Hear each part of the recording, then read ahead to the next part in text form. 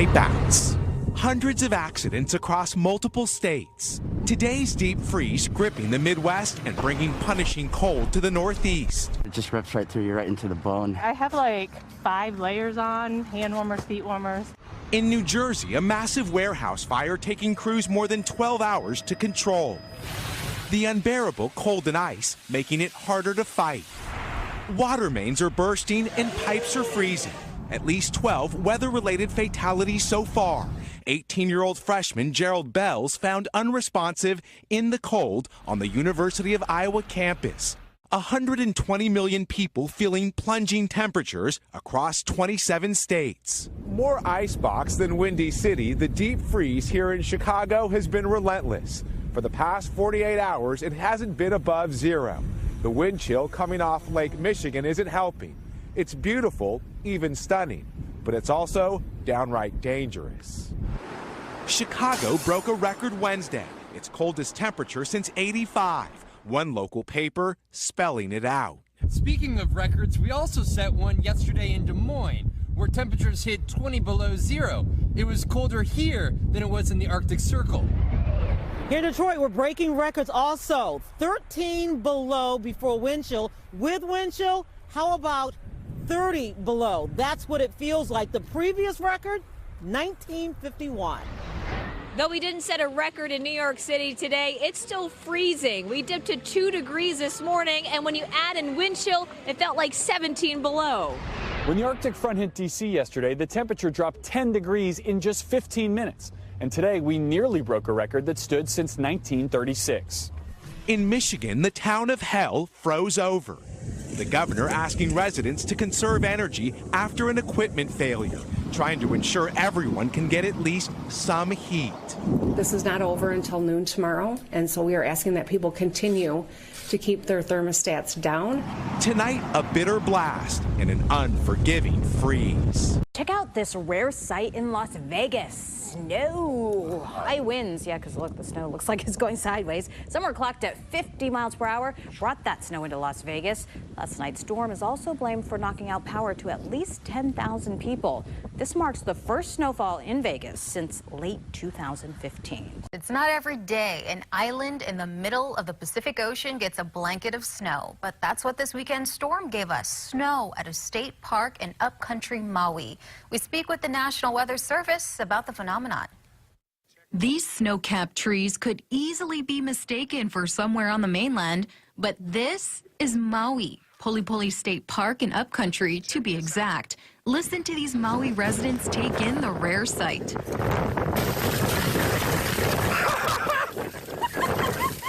Polipoli State Park as well at 6,200 feet. They reported some snow as well, and that is pretty rare for Maui. Obviously, I had talked to a ranger this morning, and he had 4-foot drifts that he was talking about up there. So, definitely very impactful. While the peaks of Haleakala have been known to see a dusting of snow, we're told there hasn't been a snowfall like this one since 1952, when Haleakala saw snowfall recorded at around 7,500 feet. It's all thanks to a Kona low. Because this system was so cold aloft and so strong, those lower temperatures helped any precip that was falling to fall as snow.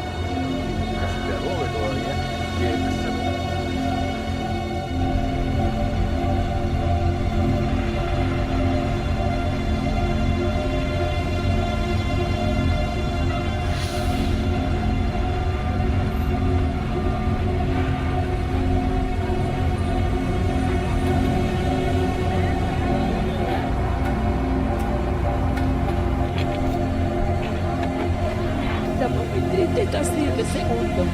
No duró un minuto.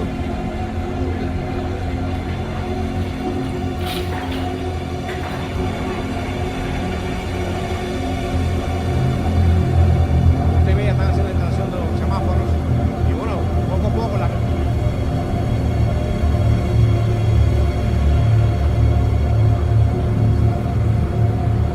Olha o tanto de arara.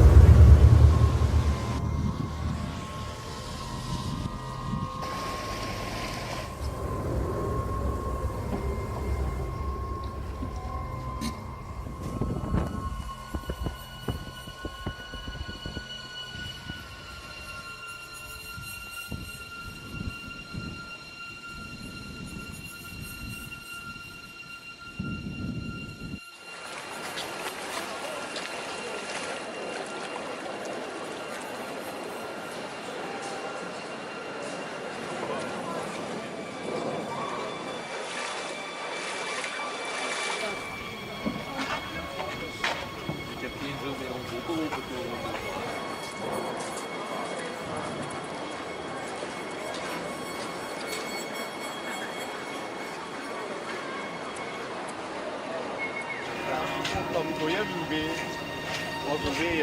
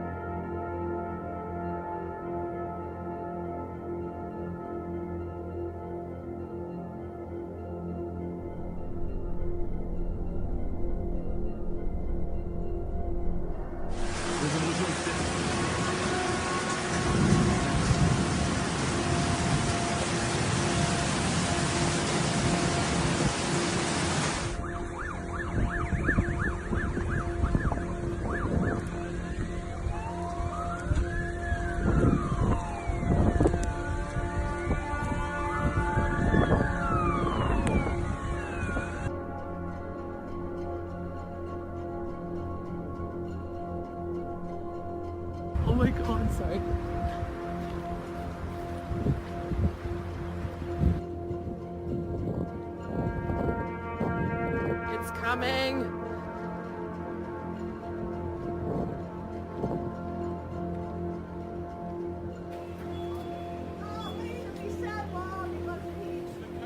Dad! What? He put it out.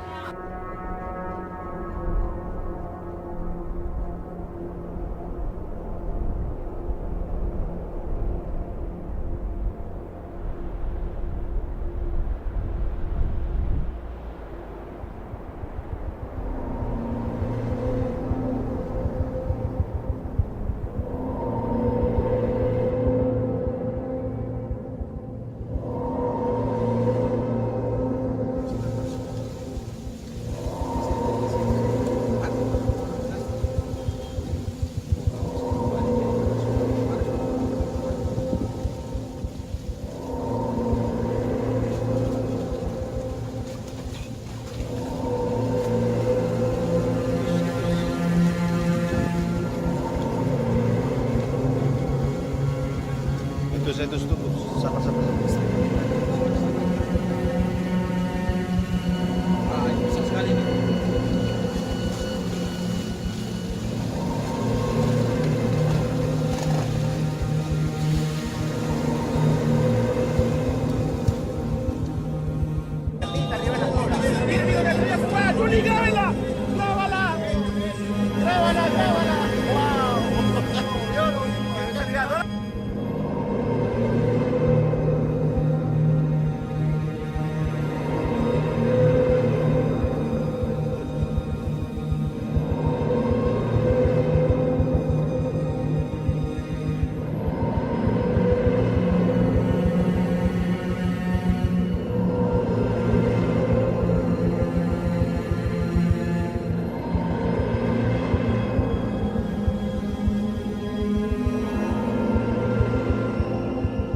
Breaking news right now out of Cuba. Social media lighting up over a strange sighting in the skies. Let's get right to Local 10's Hatzel Vela, who's joining us now over the phone. Hatzel.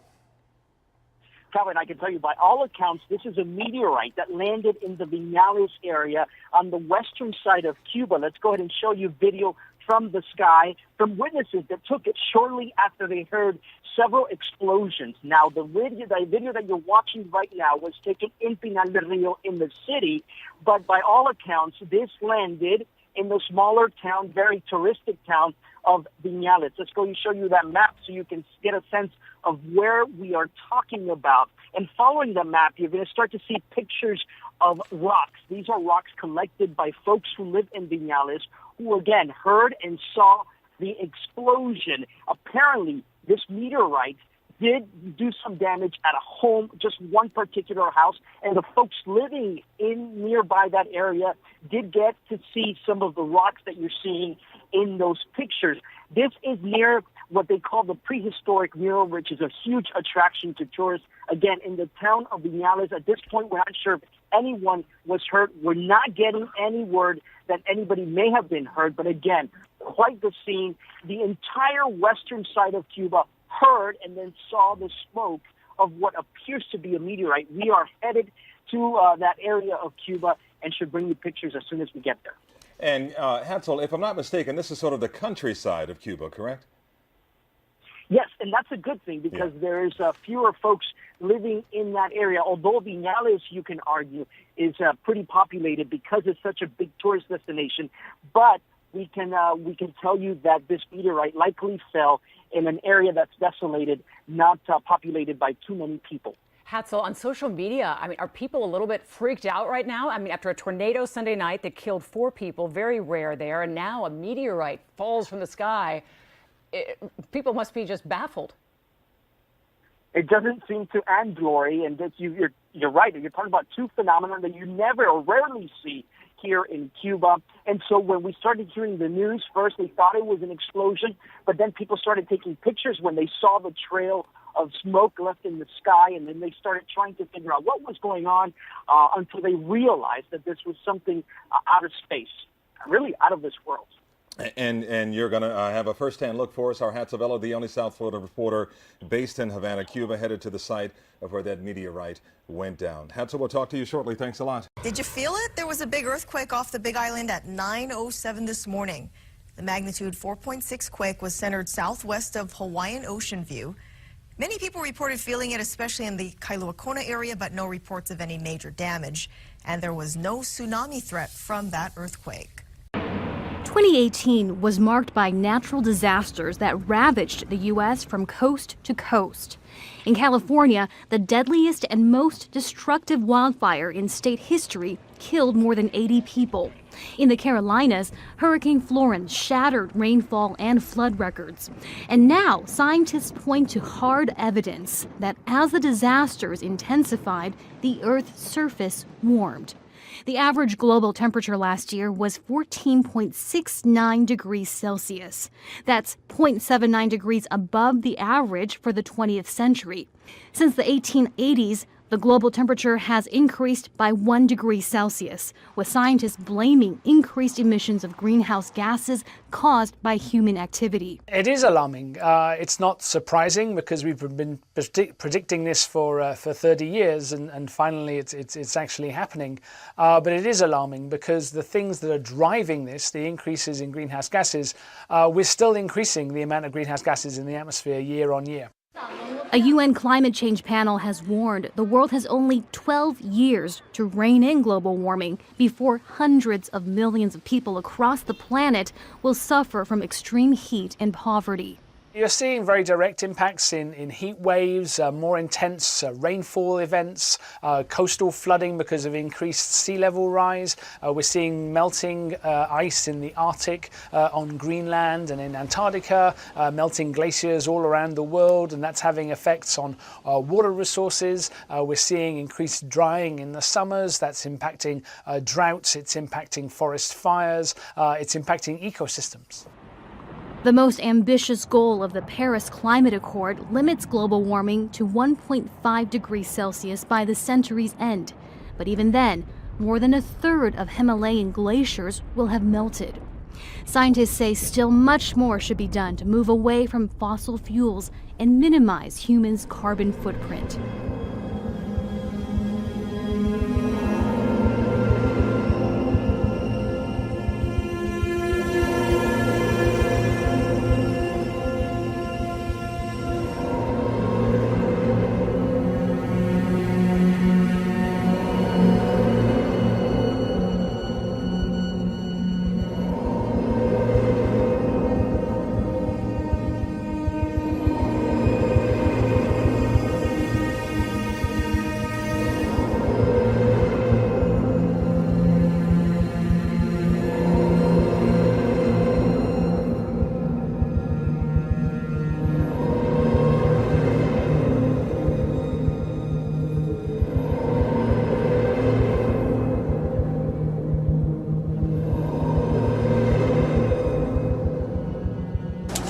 In Washington state, as the number of measles cases grows, worries are growing too. At one hospital, security guards are staking out each entrance, screening visitors for symptoms of the virus, which can be deadly. We're taking a lot of precautions to prevent anyone from entering with any signs and symptoms of measles. The state now has 50 confirmed cases, 49 of them in Clark County, the outbreak epicenter. Health officials say only one of those patients had been vaccinated for measles. Is the worst of it over yet?